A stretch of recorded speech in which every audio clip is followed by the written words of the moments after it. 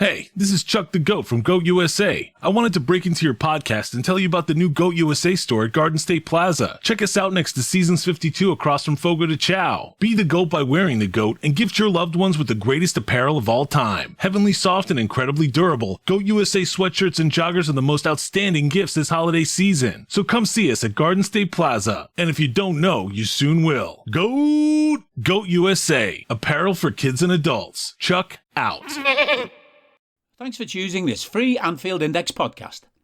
If you'd prefer to listen to this or any of our other shows without adverts, then now's the time to check out Anfield Index Pro.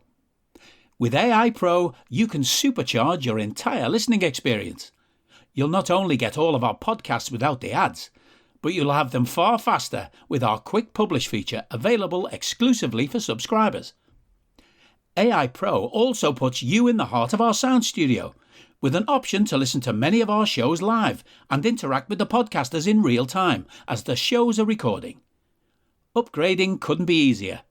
AEye Pro is available on all popular podcast platforms, and we have our own apps for Apple and Android. Just head on over to AnfieldIndexPro.com and get started today.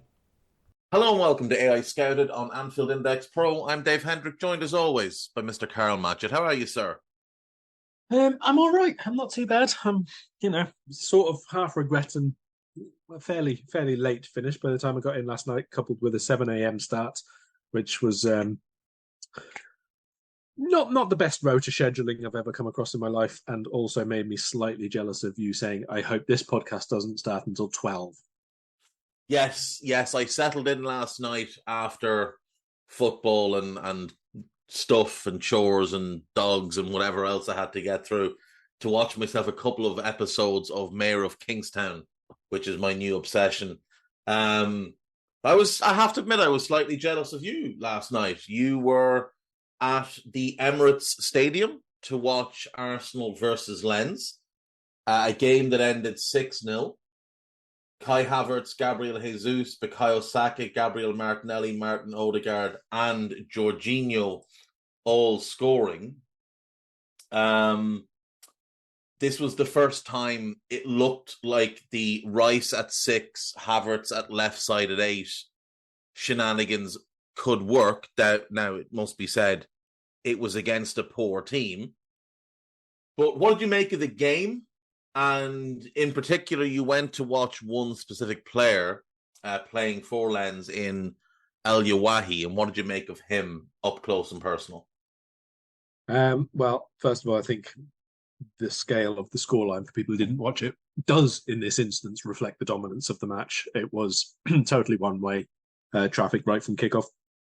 Lens, I thought, were really disappointing, to be honest. They just didn't have any kind of sensible game plan. Like, they were not really tight at the back. They weren't like sitting deep. They weren't trying to be compact and aggressive and all the rest of it. They didn't do that, but they also didn't really commit anybody forward or attack with any speed or do anything of any note, really. They were very poor, I thought, which obviously as a whole makes it very difficult for a lone number 9 to really thrive or prosper. But I thought he did well, actually. I was quite pleased to see that even in the face of absolutely no support, absolutely no service, he was still quite aggressive with his running. He was continually making the movement off the ball. His 1v1s he was exceptional in. He showed good strength in them as well as skill. Left William Saliba 2-3 times for absolute dead. Very impressive. And really the only one who carried any kind of a threat for Lens whatsoever. But obviously not going to be his best game either, because there was just nothing there for him. Like, no support, no anything really. I thought they were, like I said, very disappointing. Arsenal, kind of the complete opposite. There was real composure about their play right from kickoff. There could have been, nerves or maybe a little bit of apprehension or, anything at all, because they were top, but they still needed a result to make sure that they went through, obviously, and to try and secure top spot. And PSV turned around the Sevilla from 2-0 down to 3-2 right before this game started. So it could have been a bit nervy, but it really wasn't. They were so in control. Thought Declan Rice was excellent. Very sporadic in the work that he had to do first half defensively, but his positional play was good. He was able to carry the ball forward quite a few times and know that Zinchenko would at least slide in to fill his place. So, yeah, I'm not sure that we really have the answers over this midfield yet, just because there was not very much in the way of playing through Arsenal or powerful runners from deep through the centre against them. But on the ball, definitely, it was definitely something that was impressive. Yeah, I mean, look, it's easy to play against the midfield that doesn't pose any threat, but they did look good last night. That's arguably Arsenal's best 11 that was on the pitch last night. I know Jurriën Timber can come back into that team, and he'd probably come in for Tomiyasu at right back. Yeah. But the rest of it is about the same. You could argue Ben White comes in right back, Timber is the left back. I don't think that's quite got the balance. I'm not a huge Zinchenko fan, but he does add good balance to them. And like you said, when Rice abandons ship to head forward, Zinchenko can slide in to that holding role. Now, Ben White can do that as well. So, you know, it just depends on which side you want it coming from. But White is important to them going forward, which maybe Timber wouldn't add. So they'll have the option when everybody's back fit. They've been fairly lucky with injuries thus far. They'll have much tougher tests to come. It's worth pointing out that Lens have taken 11 points from their last 5 games in the league to sort of disguise the fact that they haven't been particularly good. They've beaten a bad Marseille team, Clermont Foot, who are dreadful, Nantes, who are not particularly good, and drawn with Le Havre and Lorient. Prior to that 5-game run, they had taken 8 points from 8 games and were very much in the relegation group. They have pulled themselves clear of that for now. I think Arsenal will obviously have much tougher tests, but when we look at that group and we consider the fact that the Gunners are through, PSV will likely come through in second, Lens will go into the Europa League. I don't think we need to worry about them being any kind of a threat to us. I just don't see any possibility that they could do real damage to us if we face them. Now, I don't even know if they'd beat a group runner-up. It would depend on the draw. Last game in that group is Lens home to Sevilla, and it's sort of winner takes all. Winner will go into the Europa League. A draw will put Lens through, but if Sevilla win, they can find their way into the Europa League and try and zombie their way through, but they haven't won a game yet in this group, and they've been dreadful domestically as well. So that was that game. There was, of course, another game that involved an English club last night. Manchester United went to Galatasaray. They went 2-0 up. Garnacho scored a nice goal. Bruno Fernandes scored a great goal. Hakim Ziyech then pulled one back with a free kick that wrong-footed Onana. Scott McTominay proved that he is Manchester United's biggest attacking weapon by scoring their third and putting them 3-1 up, and at which point Mark Goldbridge and co were very, very happy. This was going to be a huge win. This could be a big turnaround for them. And then Onana, who had articles written about him in a national newspaper, not the one you work for, another one, about how he was finding his feet. Twatman Dave was tweeting out stats that were both inaccurate and propaganda-ish in nature, trying to hype this fella up despite the fact he'd already thrown in 6 or 7 goals this season. But he threw in another one in the most inexcusable of fashion. It's a very weak free kick from Ziyech, which he somehow manages to spoon into his own net. And then 9 minutes later, Aktoglu, from an angle that I don't think you should really concede from, beat Onana again. 3-3. United are bottom of the group. Copenhagen went to Bayern and got a draw. And what this now means, Karl, is that going into the final game, for Manchester United to qualify for the Champions League, they need to beat Bayern Munich and hope that Copenhagen versus Galatasaray ends in a draw. If either Copenhagen or Galatasaray win that game, it doesn't matter what United do. If United get a draw against Bayern, they will finish bottom of this group. It's a staggering thing, really, how bad they've been. The depths of ineptitude that they plumbed last night was incredible. I have to say, so too was Galatasaray. I missed the first 20 minutes of this while I was on the way to the Emirates. So I missed, I think it was up to 2-0, and then I saw all the rest. So when United are 3-1 up, we could just leave it at that. United were 3-1 up. From that point, don't lose a match. It's fairly routine stuff, but they just kept attacking, and they just kept leaving massive gaps everywhere. You have been rubbish in your Champions League group, but set that aside. Take this as a game in isolation. You're 3-1 up away from home in Europe. There should be lockdown time. There should be fewer Man United players abandoning their posts there than there was in April and May 2020. Okay, that was the 20 minutes or so spell for Manchester United to play the most religious, locked up 4-4-2 or 4-5-1 that we have ever seen since the glory days of Andrei Kanchelskis and Lee Sharp. Okay, there was no excuse for anything other than absolute positional excellence, and yet they could have conceded more. In fact, they did concede another one, which was ruled out for offside. They allowed, I think, about 3 times the same run to be made before the eventual 3-3. It's very, very inexplicable, really, that Ten Hag, after this long of coaching, still hasn't got some really, really basic fundamentals across to his team, or that the team, filled with international players, can't just take it upon themselves and say, let's just control matters here. Why is there 30 yards of space for people to run in behind? Why are there not people doubling up on wingers who are good at carrying the ball?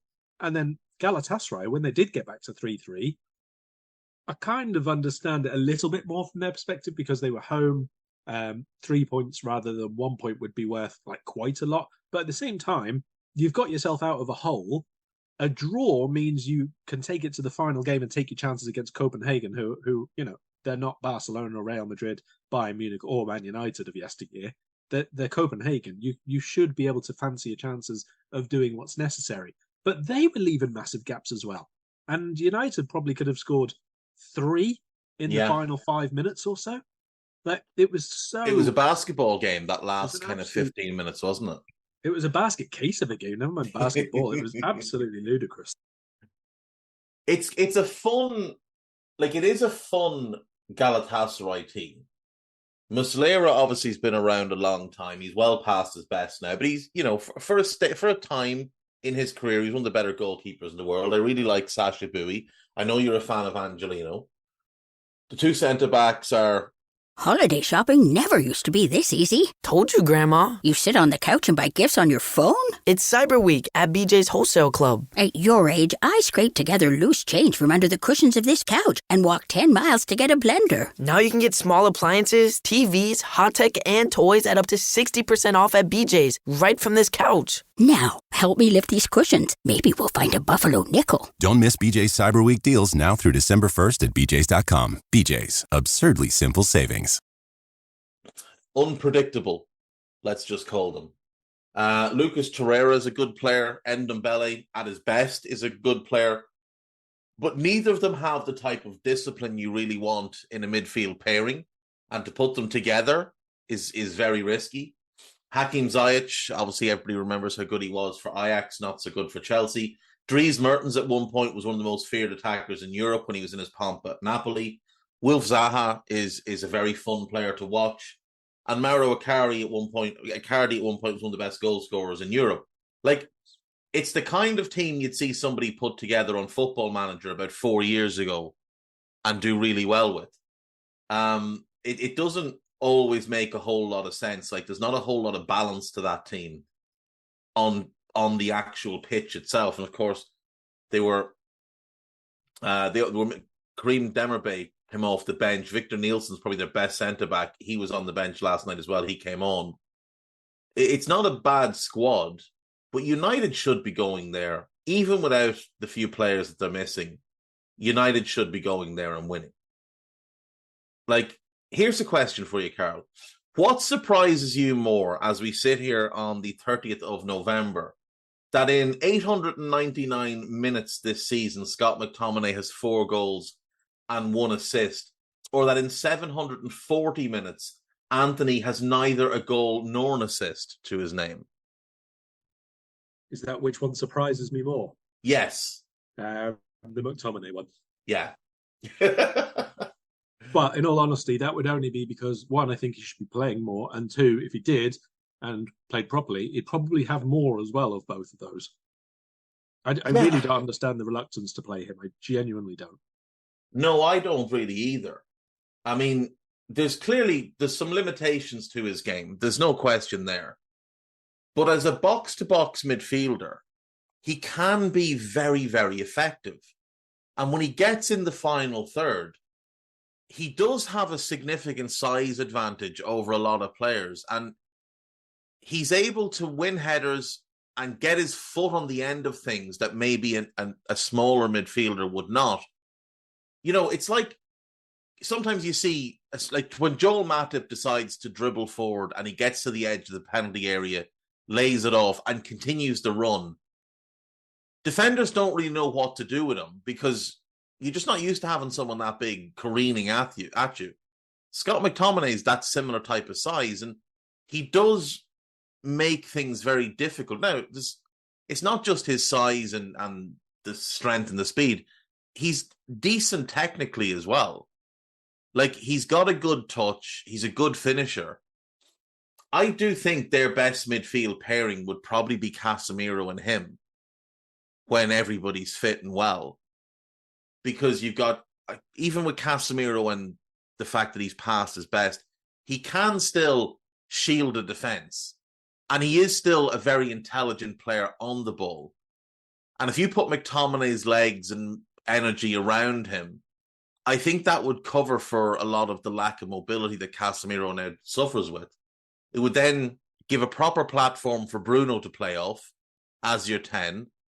And I think when it's Garnacho and Rashford, not Anthony, because he's awful. When it's Garnacho and Rashford, I do think that could be their wide men long term. Now, I would rather see Rashford play left side and Garnacho play right side. I don't really understand the idea of moving Rashford to the right to accommodate Garnacho. I think you move Garnacho because Rashford's your second best player. And if they had that as a 3 behind Højlund, and you could get Garnacho to do, you mentioned Andre Kanchelskis earlier. There's definite similarities in Garnacho's game to Kanchelskis' game. That scampering style, that pace, that willingness to take defenders on. If you could just get him running at left backs, knocking the ball past them and whipping low crosses in, I think Højlund would get a bundle of goals just from that action alone. It would also make up for the fact that in Diogo Dalot or Aaron Wan-Bissaka, they're not great overlapping fullbacks, but you wouldn't need them to be if you had Garnacho playing out there. Then you've got Luke Shaw left back. The centre-backs are a major issue. The goalkeeper's a major issue. And long-term, you're going to want to upgrade on the 2 central midfielders. But that at least feels like the bones of something, the bones of a decent, balanced team. If you get the centre-back pairing right, and if your goalkeeper stops throwing things into his own net. Are you that person who has everything? The coolest merch and those must-have fan threads? Well, over at our Anfield Index shop, we've gone that extra mile when it comes to pimping up your Liverpool collection. From our popular range of bespoke design t-shirts, sweaters, hoodies and hats, to our signature edition mugs, prints and coasters, all provided with fast worldwide shipping. We have something for every red. We also stock official LFC merchandise and are licensed with the Premier League and UEFA to sell official iron-on shirt badges and sleeve patches. As a listener to this podcast, you can get 10% off everything with coupon code AIPRO10. Just head over to AnfieldIndex.shop or find us on Etsy by searching for Anfield Index. I mean, it's a lot of things to get right, let's be honest. A lot of things there which are not going well after, I can't even think how far in we are now. 15 months, 16, something like that. It's but they don't even have a defined way of playing, Karl, which is the don't. really concerning thing for me. No, they don't. And he continues to say, well, I don't have the players to play the way I want. Do you think Ange Postecoglou has all the players he has to play the way he wants? No, it's ridiculous. But he's got Spurs playing in a very, very distinctive way 4 months into the job, let alone 16. Yeah, look, I've said before, I think there's, for whatever reason, an expectation of how United should play, and there's a bit of shoehorning going in there, even though it doesn't really fit too many of the players. I think there are still enormous question marks over the overall group mentality. I think that's fairly clear now, even after certain people have departed, and even after someone else who was supposed to come in with, a big hardline stance and all the rest of it. It's still just, there's so much wrong there from, like, you can see the work rate some of the time, you can see the unwillingness to fill in for other players at times. You can see that when they concede a goal, the entire group just completely collapses in terms of their positional work, in terms of their comfort on the ball, in terms of what they try and do to play their way out of danger or not, as the case seems to be all the time. As soon as Galatasaray scored that stupid goal, the second one, which Onana basically, not really sure what he did, hooked it into his own net, basically. As soon as that one went in, you knew it was going to be 3-3. Like, not necessarily that United wouldn't then rally again afterwards and score a fourth themselves, but they would concede again, no question. They do it all the time. As soon as something goes in, it's a bit like Barcelona a few years ago. As soon as one goes in, that aura of invincibility that they used to have and think that for some reason they still should have, they realise it's non-existent and they completely implode. Yeah, the mindset is clearly all over the place. It's not helped by the fact that their captain is Bruno Fernandes, who I'm as big a fan of Bruno as a player as you'll find, but he's not a captain. Like, he's not a leader, not in the way you want your captain to be. Bruno is a fantastic player and will score you goals and get you assists, and you can run your team through him. But if you're going to look to him to be the leader of your team, you're going to have problems. And it's just, there's something in the culture at United. Let me just list you some players here. Marouane Fellaini, Juan Mata, signed in 13-14. Marcus Rojo, Angel Di Maria, Daley Blind, Ander Herrera, Luke Shaw, signed in 2014. 2015, Memphis Depay, Bastian Schweinsteiger, Morgan Schneiderlin, Anthony Martial.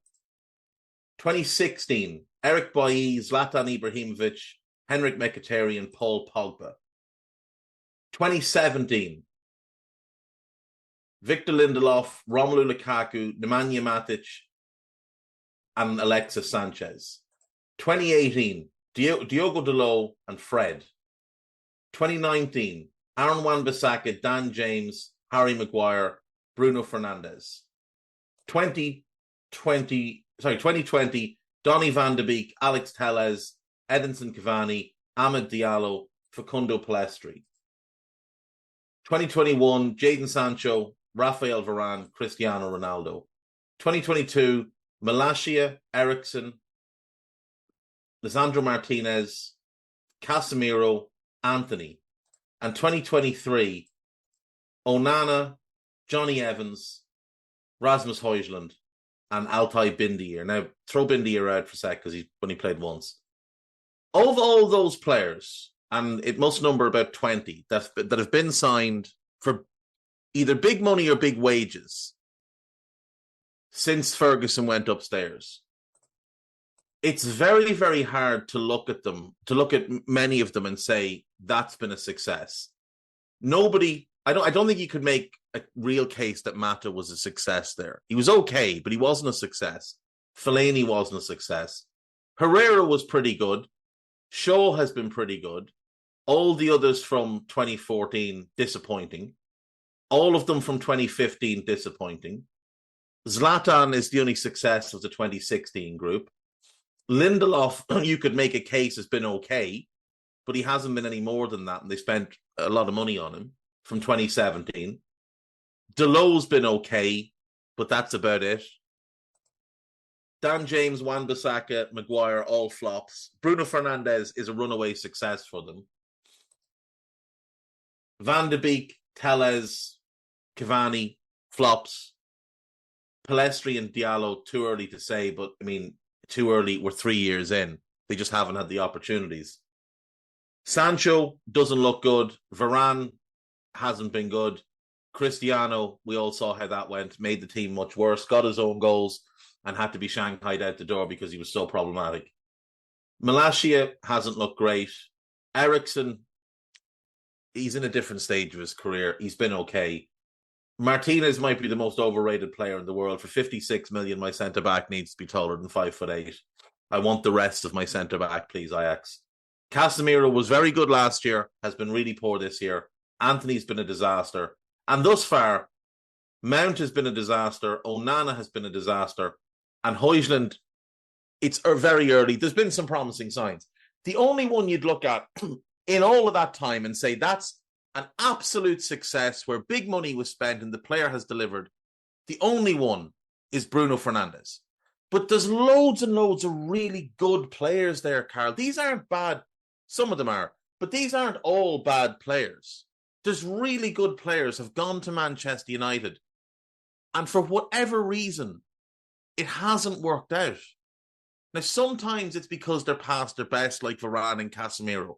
But when it's a player like Sancho and a player like Pogba, who are these elite level talents, who should be best in class in their position, because they were best in class in their position before you signed them, you do have to dig deeper into what is really going on at Manchester United. What is actually the issue here? Because there's no excuse for all of those players failing the way they have. None at all.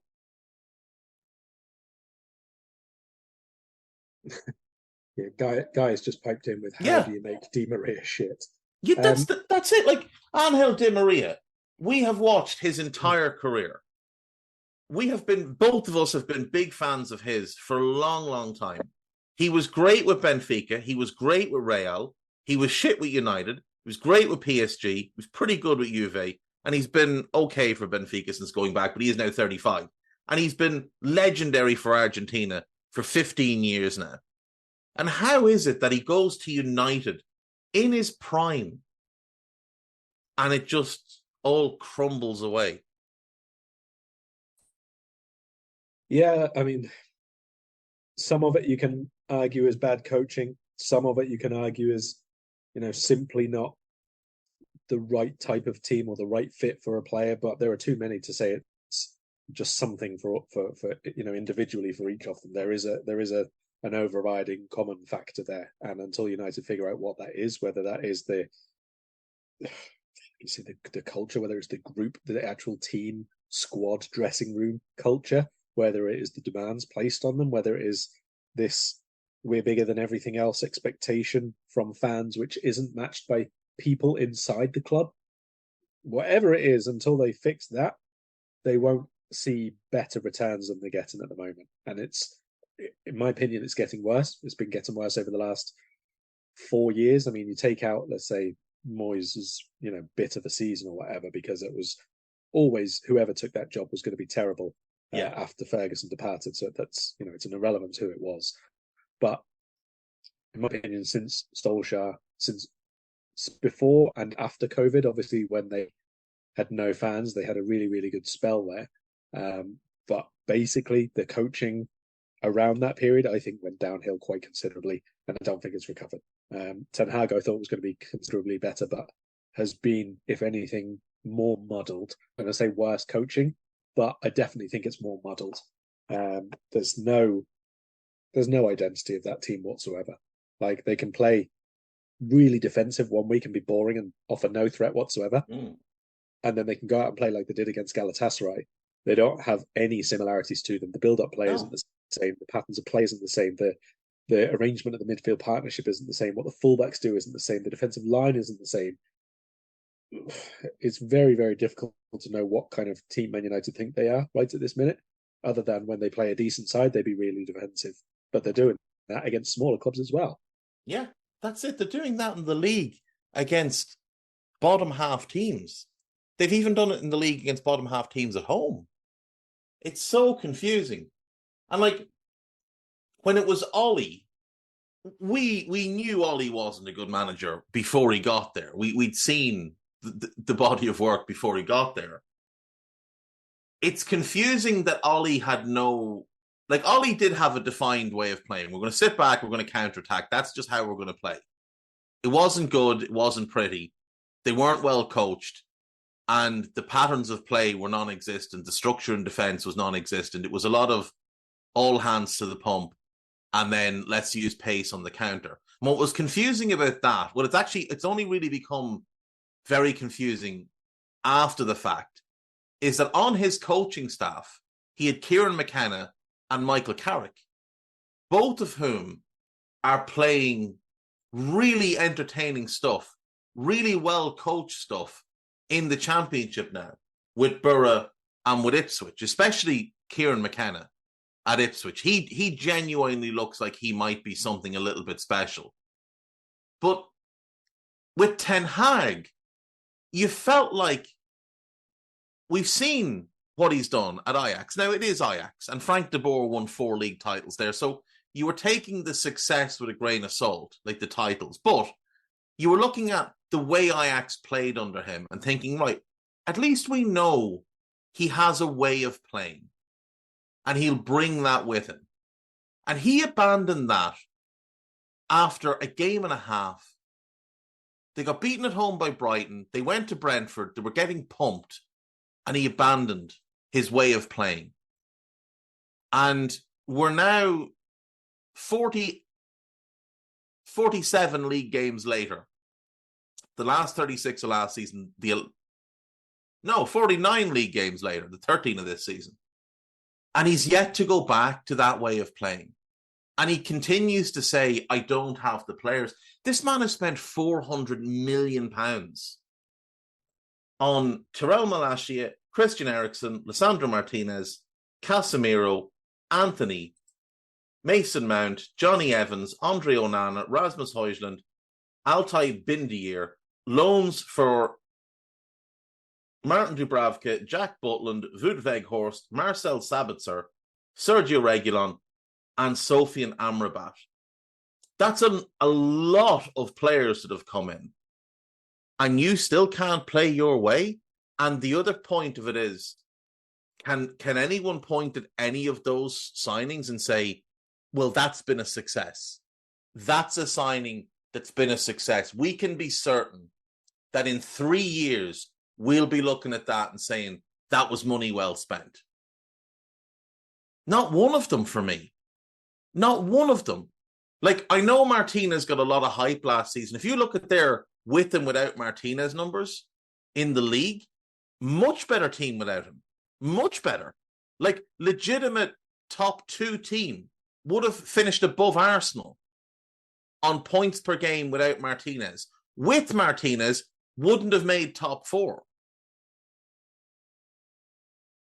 And all the rest of them, like, it's just question mark after question mark. And in the case of some of them, like Anthony, you're just like, that's just not going to work out.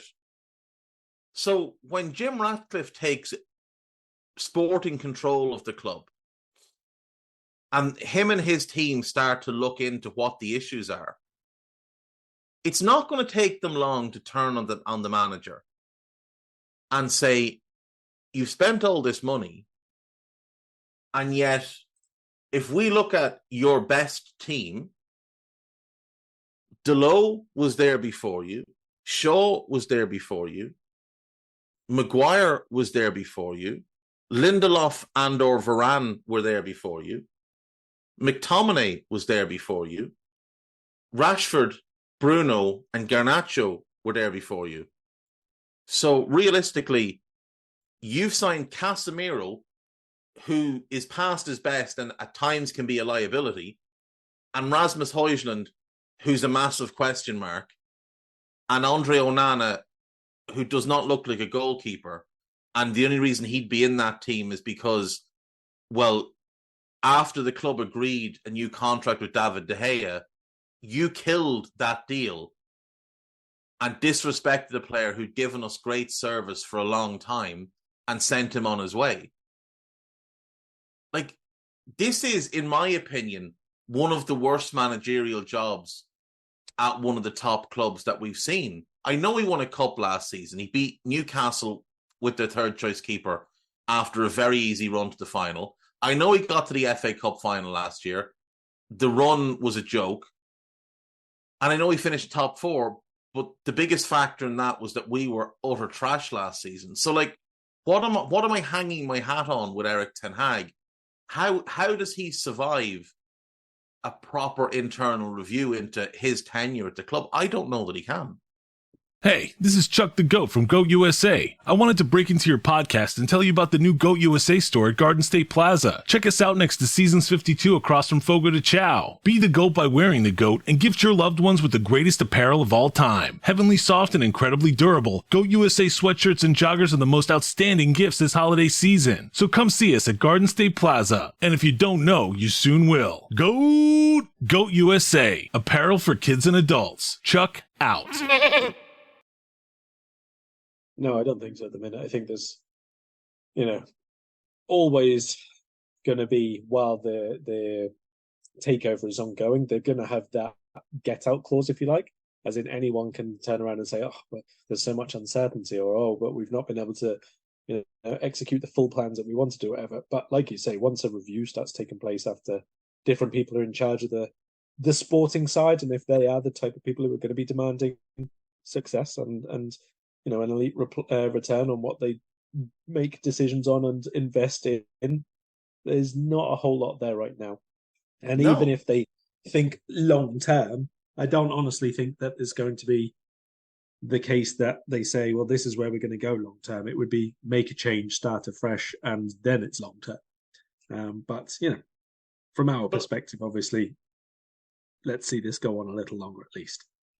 Yeah, but like, the thing is, he can't even point to, like, I know they're 6th in the league, but, like, very, very fortunate to beat Wolves, comfortably beaten by Spurs, very, very fortunate to beat Nottingham Forest. They were unfortunate against Arsenal. The 2 big decisions in the game went against them and wrong. At least one of them was wrong. The offside is strange as well, but they were dominated by Brighton. They scraped past Burnley. They got beaten at home by Palace. They were blessed against Brentford, that Brentford just fell asleep. They were a little bit fortunate against Sheffield United, where Deleuze scored the best goal he's ever going to score in his life. City beat them comfortably. They scraped past Fulham with a last-minute winner. They scraped past Luton at home. And they beat Everton 3-0. But that game could easily have ended 4-3 to Everton. Like, there's not one signature performance in the league this season that you'd look at. Like, we can look at our team and say, Villa at home, that is our team, our system working at close to maximum level. 3-0 against a really good team, limiting them to a couple of moments in the game. Not spells, just moments in the game. They don't have a single one. And like in the Champions League, beaten by Bayern, beaten at home by Galatasaray. They did scrape by Copenhagen at home, having been outplayed. Got beaten in Copenhagen and then threw away a 3-1 lead last night. Like, this is dreadful. They're also out of the EFL Cup, having been hammered by Newcastle. They did beat Crystal Palace 3-0. Maybe beating Crystal Palace's reserves 3-0 in the EFL Cup is their signature result of the season. Maybe that's the one that Ten Hag can point at as proof of concept. But if anybody with real ambition for that club comes in and does a proper review, I don't see how he survives. But we do have to hope he survives just a little bit longer. Now, it's going to be tough because they go away to Newcastle, then they play Chelsea at home, then Bournemouth at home, and then Bayern at home before they come to Anfield. There is a good chance he doesn't make it to Anfield, Karl. Like, I think it's it's not quite 50%, but it might be like a 35 to 40% chance that he doesn't make it to Anfield. Possibly not. And we've seen people just about survive and get to Anfield and then not survive beyond that either. So it could be that case again. Hopefully he survives to Anfield. Hopefully. Because it would be nice to just be the team to put that final nail in his coffin. Before we do that, though, we do have Fulham. We'll play them on Sunday. Fulham are currently sitting 14th in the league. In the summer, they lost their talisman, their top scorer, Alexander Mitrovic. They didn't really lose anyone else of note. They brought in Raul Jimenez. He's been a bit hit and miss so far. Calvin Bassey, he's been hit and miss so far. Adama Traore, hit and miss by nature. Timothy Castagne, who's been quietly quite good for them. Stephen Benda arrived, and Alex Iwobi came in from Everton, where he'd sort of revitalized his career and reinvented himself as a player, becoming more of a hard grafting box-to-box player, as opposed to the number 10 he'd previously been sort of labeled as. And he's been good for them.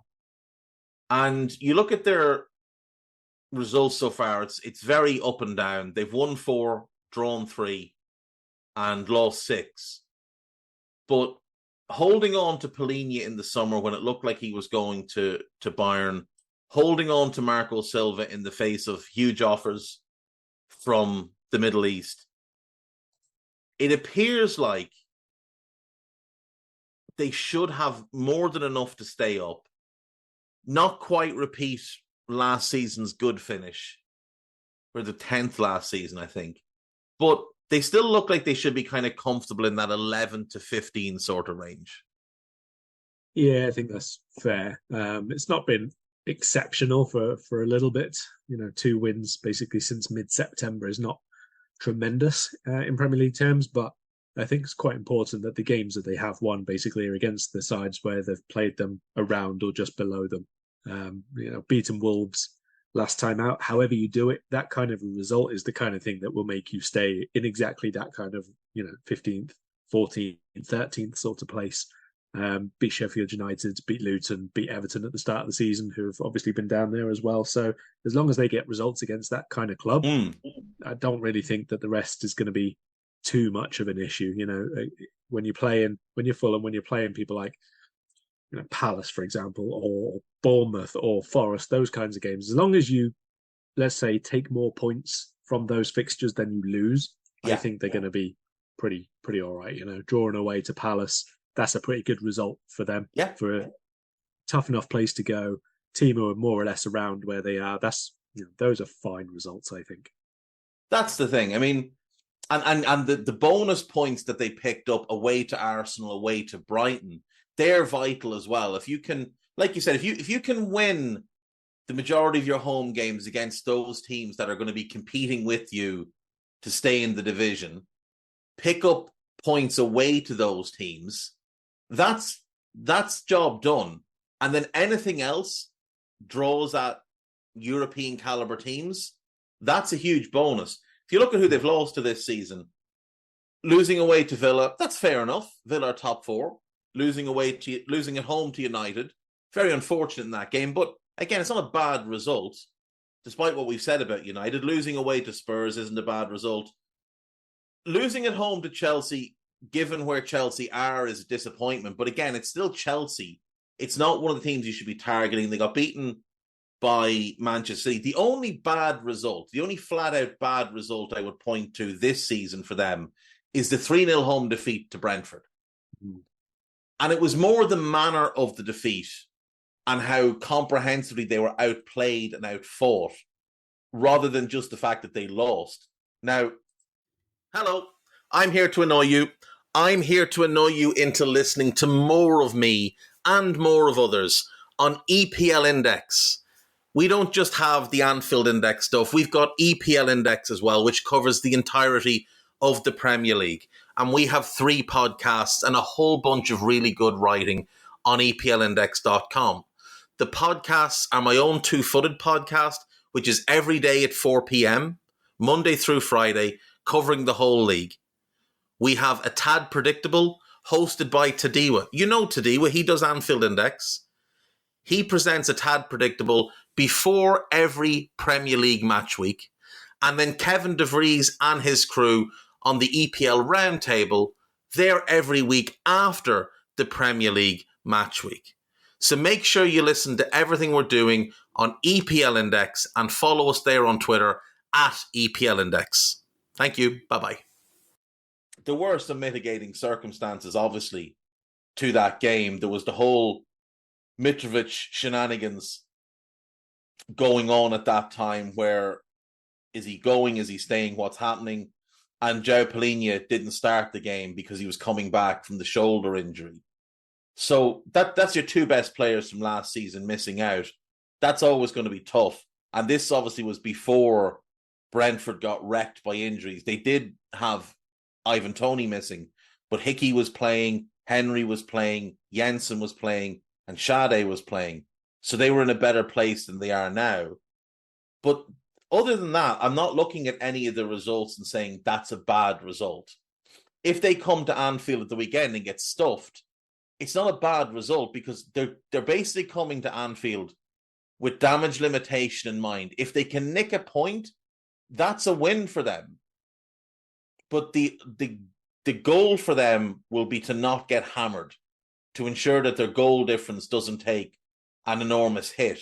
They're currently at -9, which in the grand scheme of things isn't too bad when you look a little bit further down the table and you see, Bournemouth -14, Luton -11, Sheffield United -23, Burnley -22, Everton -6, but obviously Everton are only in the bottom three because they had points taken off them. I think for Fulham, this is going to be a case of go to Anfield, damage limitation. If you can get a draw, great, but just don't get hammered. If you can get out of there without getting hammered, we live to fight another day. Yeah, I agree. Just on the goal difference, it's not the be-all and end-all, obviously, and obviously points is the more important factor here, but they're also miles off in points. Sheffield United and Burnley, -22 and -23 goal difference for those two. Leeds were relegated with -30 last season at the end of the season. And I think it was it -36, 37, 38, something like that for Southampton. They're on course for -40, 50 at the minute. So it just shows the scale of how far back those two teams are right at this moment in time. And the funny thing is, with Sheffield United, a big factor in it obviously is they got absolutely annihilated by Newcastle. They got beaten 8-0. Arsenal beat them 5-0. Other than that, it's 1-0, 2-1, 2-1, 2-1, 2-0, 3-1, 2-1, and 3-1. They've only been hammered twice, but they've been enormous hammerings. You look at Burnley, there's 5-2, there's 3-0, there's 4-1, there's another 3-0.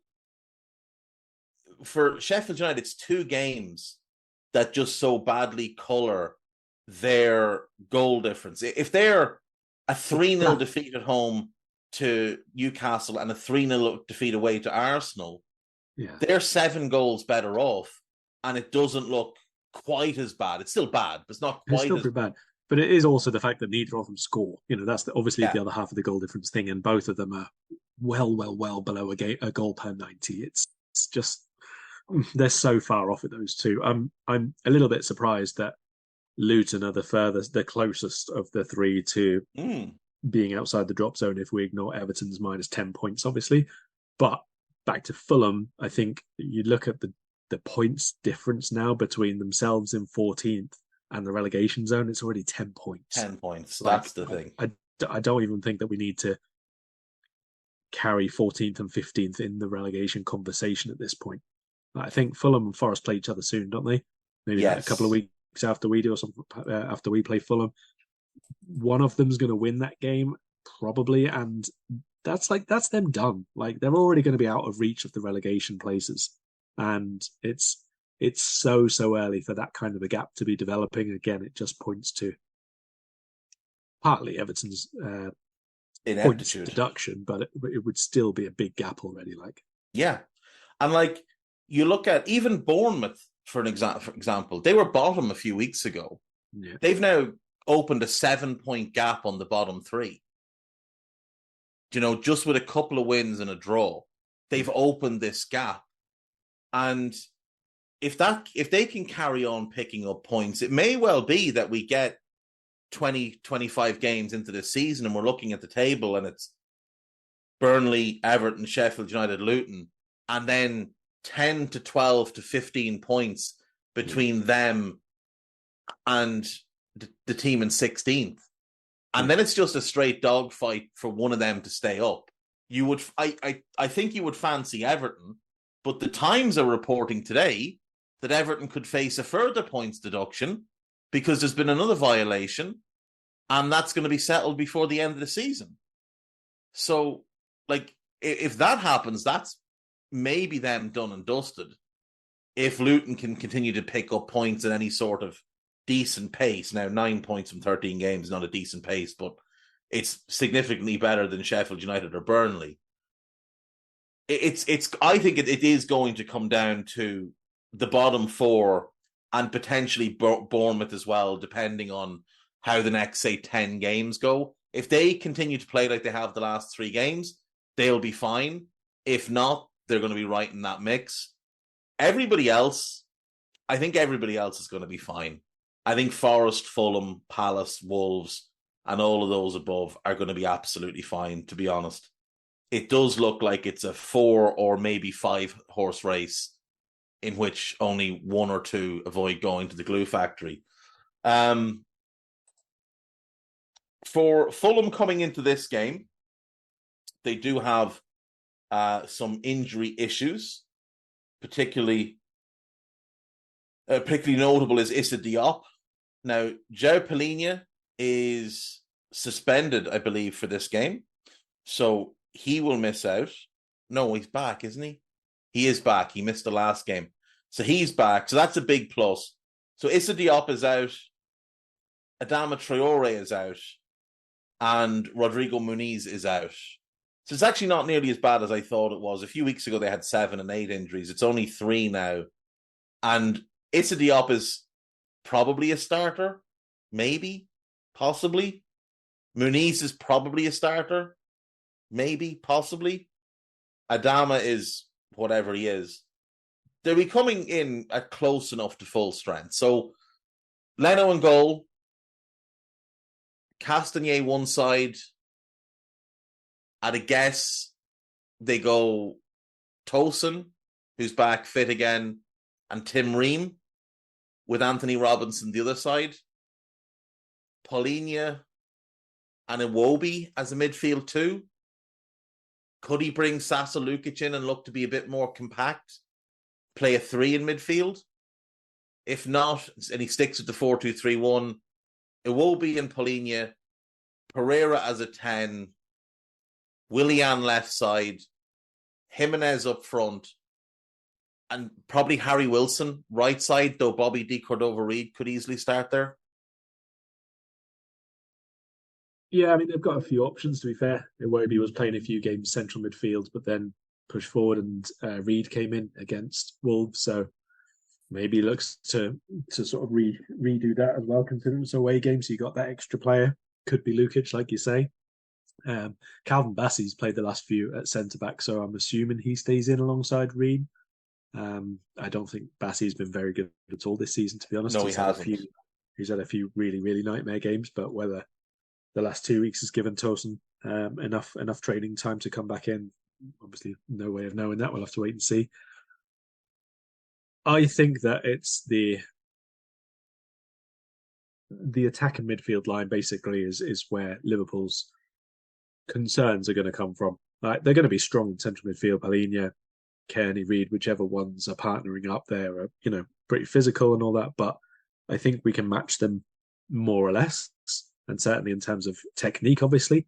But that line of Willian Pereira and Iwobi, or Willian Pereira and Wilson, or whichever way around they do it, there's decent outlet there. There's good pace. There's individuality.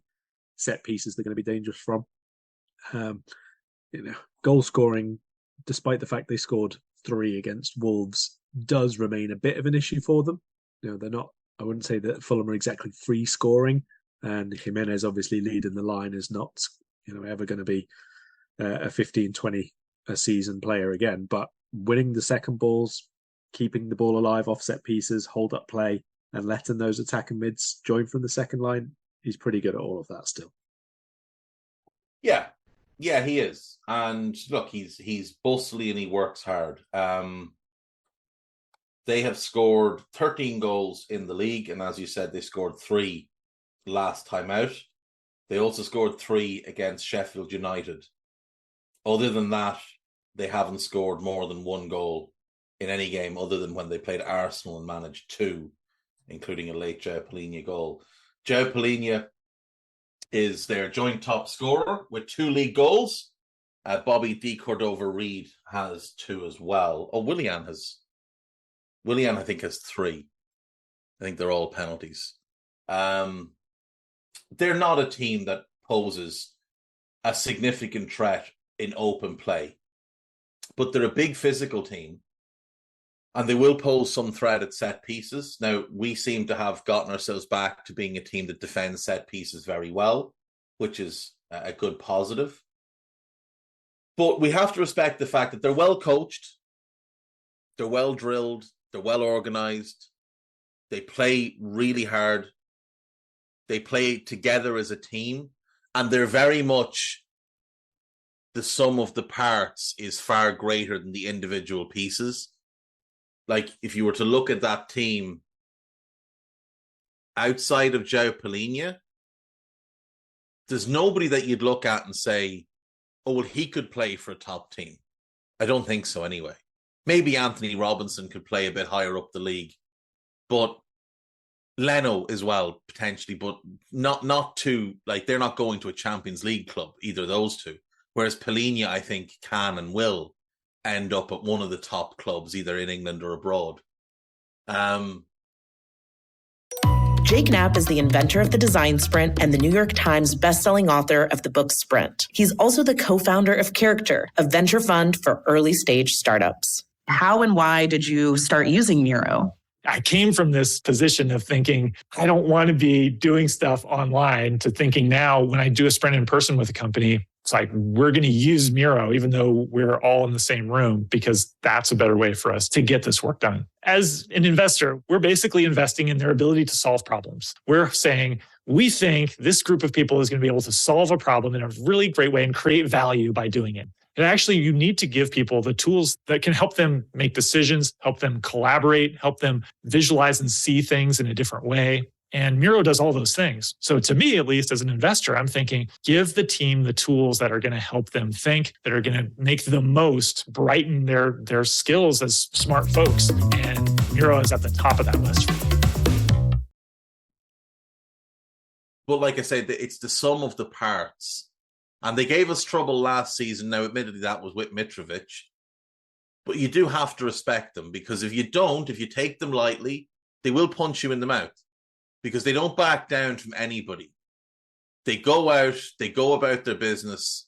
They don't take a backward step. They continue to try and get forward and attack and be aggressive and win the ball high up and do all the right things when they have possession. It's more a lack of individual quality, and especially in that number 9 position, that holds them back. But some of their build-up play is actually quite fun to watch, especially when they build down the left with Willian and Robinson. I think those two have good chemistry down that side. So we will have to be cautious with them. We can't just take them lightly. Going into the game, we obviously know Thiago Alcantara. I'm actually at this point going to be stunned if he ever plays for us again. No Andrew Robertson, no Diogo Jota, no Alisson Becker, and no Stefan Bajcetic. No real return date on him either, which is a little bit strange, but it is what it is. 5 absentees. 2 of them are definite starters, Alisson and Robbo. the thing is, though, we're recording this podcast before the last game, so there may be further niggles and knocks that get picked up in that.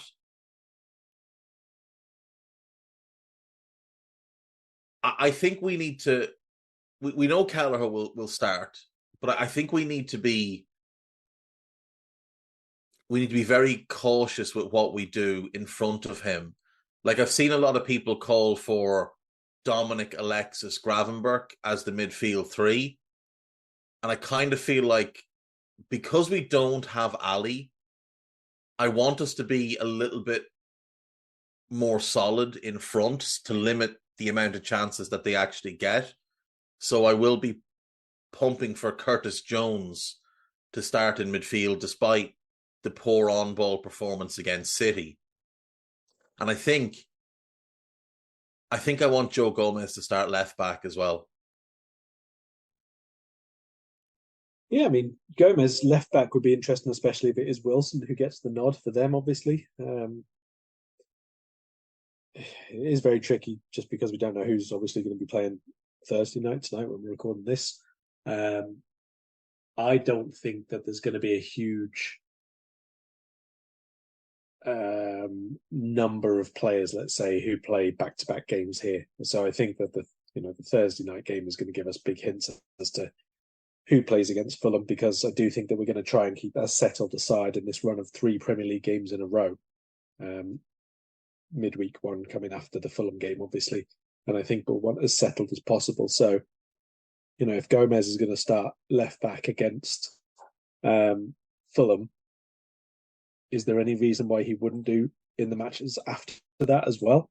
Like, I think that obviously there's going to be certain situations or maybe match stages where you want Tsimikas able to get forward a little bit more, but who would you rather have, let's say, for at least 2 of the 3? If you've got Crystal Palace to come the following the following weekend, that's possibly another one you want the right-footed, the slightly better defender to be in place. So, yeah, again, Gomez maybe is the one who should be there or thereabouts for our lineup.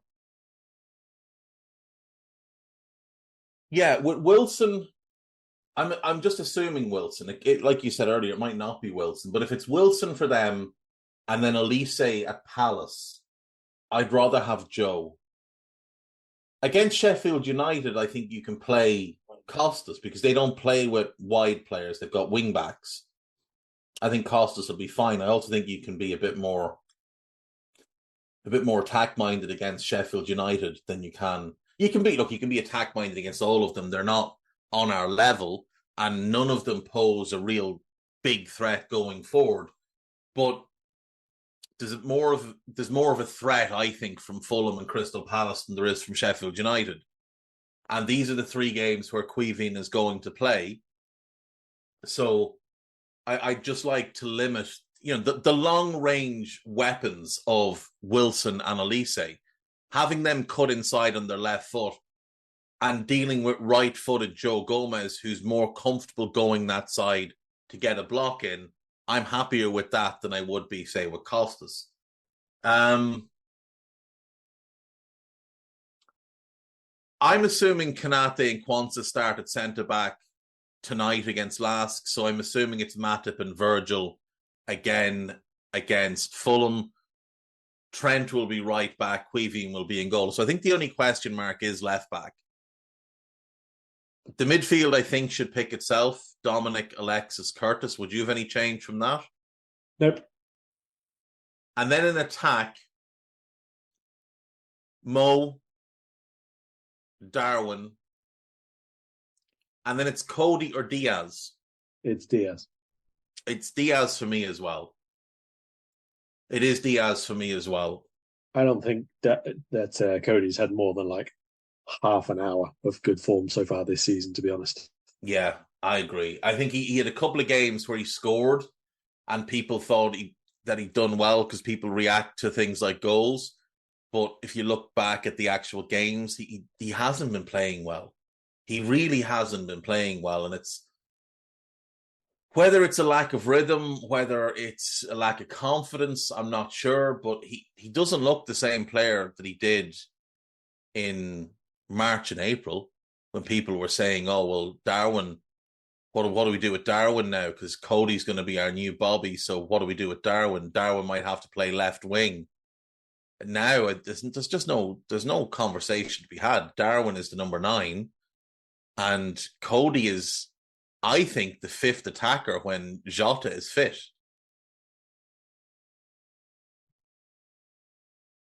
Yeah, I think Jota's pre-injury form was better. Obviously, now we're going to be without him again anyway, so maybe more chance for Cody to get rhythm and minutes. Maybe he has a good game against Lask and is therefore in place to do what Darwin did earlier in the season. A good start in the Cups, then a good couple of appearances off the bench where he has a decent impact, confidence starts to come back, the sharpness is there, and then you win a place in the team. That's how it's got to be when we have these competitions. Yeah, agreed.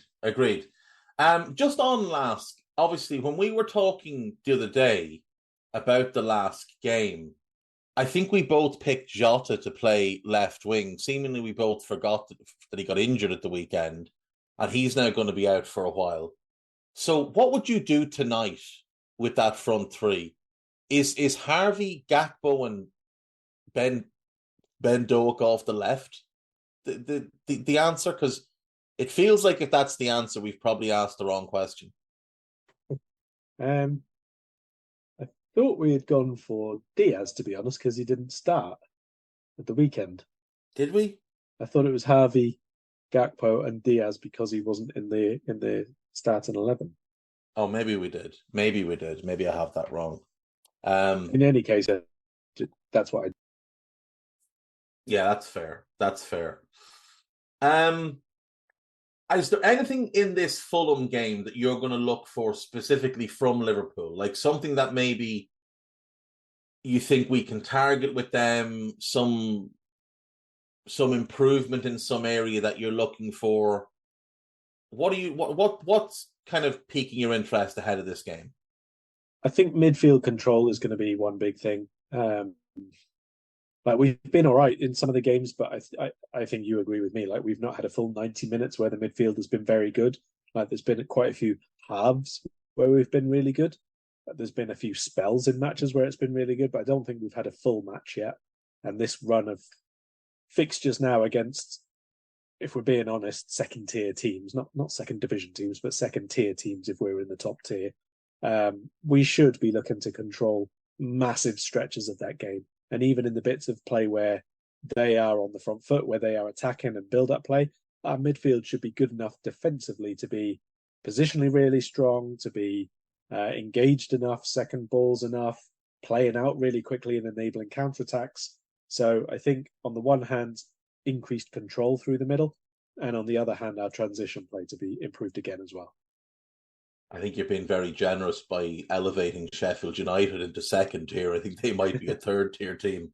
But I do agree. I think this is a really good little cluster of games for us to start just finding that balance and control in midfield. I don't think the midfield has looked quite right since Curtis got sent off against Spurs. I think before that we were seeing real signs that, Trent obviously stepping in next to Alexis. Defensively, there's questions, but they were gaining a really good handle on how to control games, especially with Curtis always being an option, like an advanced recycling option for them, where if they didn't have the progressive pass on, he'd drop out, they could give it to him, get it back and reset. And without him, and especially defensively without him, I just don't think we've looked as good. He's obviously had a stop-start return with the injuries and whatever else. So I think it's important for us to get back to that Dominic, Alexis, Curtis midfield three. I've said before, I would rather Curtis play as the 6 and Alexis play as the left side at 8. I think that would give us more balance and more control. But Jurgen is Jurgen and he's stubborn and he's going to stick with this for as long as he can, or as long as he needs to, until he can buy somebody. He doesn't need to, but until he can buy somebody to come in and play as that holding midfielder, I think he'll stick with this current makeup. And then, I think Sheffield United is the ideal game for Gravenberch to start. I think that's going to be a game where he will get time and space on the ball. And he'll get areas that he can drive into with the ball at his feet. You maybe rest Dominic in that game. Because, again, Gravenberch has looked better with Curtis than he has with Dominic. So, yeah, I think the midfield is important, especially considering, I mean, you talked about the Arsenal midfield earlier. They're on the horizon. Now, there's zero chance that fella's coming to Anfield and running out Odegaard, Rice, and Havertz as a midfield three. If he does, and they get spanked, which I think they would if he did that, he'd want to maybe pursue a different career. I think it's almost certain that Jorginho will start that game and Rice will play his more natural position of that left-sided box-to-box midfield role. But like that's going to be a test for us one way or another against that Arsenal team. And we know that the defense is capable. We know that the attack is potentially deadly. It's about that midfield and about what they can do to link that defense and attack together and make us a cohesive team. And these 3 games, plus the 2 Europa League games that we have, they're going to be good opportunities for some fine-tuning in that area, getting rhythm and balance back into the team. United will be a good testing ground for the Arsenal game, because that's a big game. Even if they're not very good, it's still a big game. It'll be a pressure game. And then that Arsenal game is sort of that will tell us where we are. That's the one that you're sort of looking at as the next marker. We've had the City marker, we had the Spurs marker, and the next one will be that Arsenal game. And thus far, even though we lost to Spurs, we know why we lost. I think we got to that marker and you could put a check next to it and say, right, we're where we want to be. Same thing with City. I think if we do the same with Arsenal and beat them, I think we can take great confidence then into the Christmas period, into January, hopefully strengthen in January, and have a real crack at things in the second half of the season. I mean, if you look at our fixture list up until basically, New Year's Day, let's say, so across the Christmas and New Year period, it's honestly a little bit unsettling how nicely that might have fallen. Not necessarily in terms of opposition, but 4 games out of 5 there, we're at home between the 17th of December and the 1st of January. So all across that period where games are a bit closer together and the conditions are obviously terrible, we don't have to travel. Yeah. The away game in that run is Burnley, which is like on Boxing Day. 3.5 minutes down the road. And even the game before that against Union, if we do the business tonight against Lask, obviously, that's a second string team going. We don't have to take the Salahs and Soboslais and even Allison, if he is back by that point, obviously wouldn't need to be involved. So, so we could go from sort of 9th December away to Palace, bit of a nice rest, and then 4 out of 5 games at home. So the other day on the Daily Red, I went through the fixtures of I think I did the top 5. So City, Arsenal, ourselves, Villa and Spurs, up until January 1st. So the next 7 games for each team, 6 for City, because they have 1 game that's been postponed because they're going to World Club Cup. And I had us at the end of that run top. And I was projecting 6 wins and a draw. I think we can win all 7, but I didn't want to get too carried away. Now, we would be top a point ahead of City or 2 points ahead of City, but they'd have a game in hand. It was basically how I worked it out. And I think it's really realistic that could be the case. I mean, Arsenal are obviously top right now, and you look at them and think, okay, well, they're a good team. They're flawed, but they're a good team. They go Wolves home, win. Luton away, win. Villa away, I think I said draw, but it could easily be a defeat. They play Brighton home. That could easily be a draw. I think they lose at Anfield, and then I had them beating West Ham and beating Fulham. Like, I don't think I'm being harsh or unrealistic there. I think I put down draw for Villa. But again, I do think they could lose that game because Villa are really good at home. And Villa play a type of football that I think will trouble Arsenal. City, they've got two difficult games. They've got Spurs home, Villa away, then Luton away, which is easier, then Palace home, Everton away, Sheffield United away. So the next two games are the tough two. And I think I had them taking, was it 6 points, 4 points maybe from those games? No, yeah, 4 points maybe from those games. I think it was 4 points. And winning the rest.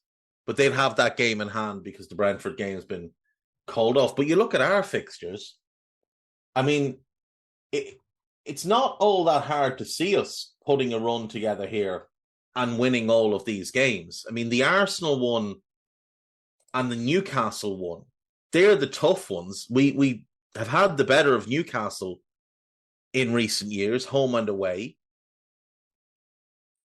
We're better than Arsenal, in my opinion, and we should beat them at home.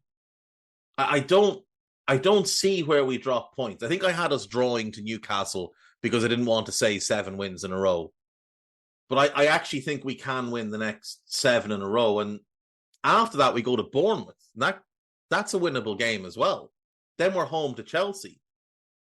Then it gets a bit tougher because you play away to Arsenal. But then we go Burnley, Brentford away, Luton home, Forest away. And that leads us into City. Like, there is a world in which we get to that City game and we're neck and neck with them. Or maybe even ahead of them. And City have to come to Anfield and need a win. Like, this season is right there for us to maybe do something really special.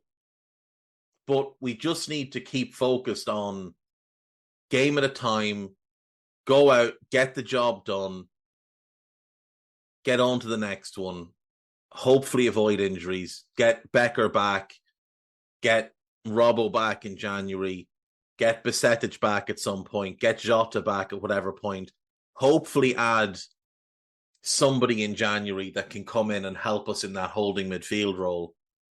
And I do think it could really open things up for the back half of that season.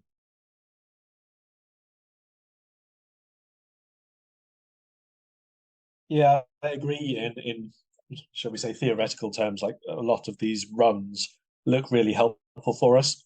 I'm just mindful of two things. One, obviously, we hoped that should be the case, and then we nearly lost to Luton.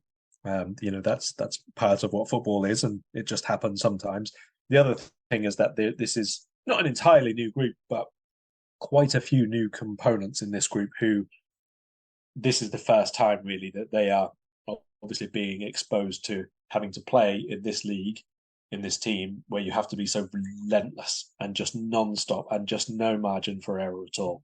And not just talking about the new signings, but obviously one or two people who have got increased roles in the team. And that is a thing that until you've done it, we don't absolutely know that they can do it. Even though we know the team can beat all these other teams, doing so game after game after game, 10, 25 times in a row, that is a hard thing to do. It is. It absolutely is. It absolutely is. But the thing that does stand in our favour is that we've got lads in this team that have done it before. Mm-hmm. We've got senior pros in this team that have done it before. And they're still, despite all the new signings and players getting bigger roles, the likes of Alisson, Virgil and Mo, they're still the gold standard at this club. They're still the ones setting the standards. They're still the ones raising the bar at this club. And everyone else is trying to keep up with them. So if those lads can perform at their best level, I think they can elevate the others and bring them along for the ride with them. And I think the likes of Alexis McAllister, World Cup winner, Dominic Szoboszlai, who has one of the best mentalities I've ever seen, like those are the type of players that will get great joy out of that type of thing, of winning relentlessly, of the challenge of doing it. And I think they're the type that will not get carried along. I think they'll raise their own game to be part of that group that's dragging the rest along and elevate. Like Trent will be one of them as well. That's obviously elevating his own level. So I don't think we're going to win the league this season. But as I was looking at this, I thought there's a real opportunity here that we finish that Newcastle game and we're top of the league. Now, again, City would have a game in hand, and City will get better in the second half of the season because it's what they do. But all we can do, and we said this before the season, our marker for this year is to keep close to City. And if we can even get into March and it's a bit of a battle between the two of us, even if they pull away then and they win the league by 6, 8, 10 points, if we can push them to March for year one of a rebuild, that would be an immense achievement. An immense achievement. It took Arsenal until year 3 of their build to push City to March. If we can do it in year 1, that's a great, great stepping stone to go into the summer, strengthen again, and then next season be in a great position to have a real bash at the league. I don't need a VPN. I've got nothing to hide. This is what I used to tell myself before I hooked up with LibertyShield.com. Not only is my home internet now fully encrypted, but I can now access all the websites I want, whenever I want, and do so from absolutely anywhere. As a Liverpool fan, I love to know I can now watch every match, regardless of whether it's on UK TV or not. My Liberty Shield VPN makes sure nothing is blocked and guarantees me super fast streaming speed throughout that match. You can get connected right now with their software package, which includes a 48-hour no-obligation free trial and instant access to their apps for Apple, Android, Fire TV, PC, Mac, and Android TV. Or go a step further like I have and get one of their pre-configured VPN routers. These small but powerful devices allow you to easily connect every device in your home to VPN, making it the perfect solution for smart TVs, Mac boxes, and games consoles. Visit LibertyShield.com today and use coupon code AIVPN25 to get 25% off at checkout. Best beat Fulham then. Best beat Fulham. Prediction? 3-0. Oh, I like it. I like it. I'll go a slightly more reserved 2-0. Slightly more reserved. It's all around with Queeve. Big Queeve, keeping a clean sheet, building his confidence. He's going to go to Bramall Lane, then he's going to keep another clean sheet. He's going to go to Selhurst Park. He's going to win a third game in a row in the league. That'll be 4 wins in a row we'll have gotten because we're going to beat Lask tonight. And then he'll play against Union, and then he can sit his ass down again because Alisson will be back. But he'll be back in the team for the West Ham game. He'll be full of confidence, and hopefully we see the Queeving Callagher that we saw in the 21-22 season, full of confidence, playing well, making saves, talking to his defence, comfortable with his kicking, doing all the things that Queeving does well. I think that'll be beneficial for everybody. Do you have anything you'd like to make the people aware of before we go? I did a little piece from Arsenal, obviously, which was Wednesday night. So if it's too far down the week by the time you're listening to this, don't worry about it that much. There'll be plenty more to come. But if you do want a little bit of read on, not so much the Arsenal game, less of a report and more about how they've done their group stage compared to Man United, who we spoke at length earlier, and also Newcastle United. A very, very different Champions League type of approach. And also, I don't really think that they should get too carried away about that win. Right. I'm giving you home. Well, I'm not giving you homework. Alex Mansfield is giving you and me homework for the next pod, which we'll do prior to the Sheffield United game. So, all right, Dave and Karl, or Karl and Dave as he's framed it. After years of hearing you speak about certain players with utter disdain, the idea has dawned on me for an irritating 11. Here's the deal. You each pick a side, either just a starting 11 or a full 18, to be managed by your counterpart. The goal is to pick a squad of players that would immeasurably and irrationally piss off the other. I'll give you a tap-in suggestion for each by suggesting Dave's defence be anchored by Dejan Lovren, while Haris Seferovic leads the line for Karl. If you want to take it a step further, you can choose the formation and even play players somewhat out of position, providing they've played there before. think Phil Jones at right back. Oh, Good God. luck and happy scheming. Oh, I like dear. this. Now, it's going to be easier for you to pick a team for me because you're a bit more reserved in your outright hatred of players than I am. But I think this is fun. We should do this. Do you know what I like about this? This is clearly a longer term listener as well. That's very nice to hear. So thanks. Yeah. Yeah, let's do this then for Sheffield United. Do you want to do an 11 or do you want to do a full 18? Let's go for 11. But in the days leading up to that Sheffield United one, if we've thought about enough players, then we can let each other know, can't we? All right, cool. Right, well, we will do that. So thanks to Alex for that question. That is a cracker. And we will leave it there, folks. Thank you as always for listening, and we will see you next time. Bye-bye. We hope you enjoyed listening to this Anfield Index show. Please be sure to subscribe to our channel so future podcasts find their way to your device automatically. There's nothing quite like fan engagement, and we'd love to know what you think of anything discussed on this show. The best way to get in touch is over on our free Discord community, where both podcasters and listeners debate the hottest LFC topics 24/7. Sign up free now at AnfieldIndex.com/Discord. You won't regret it.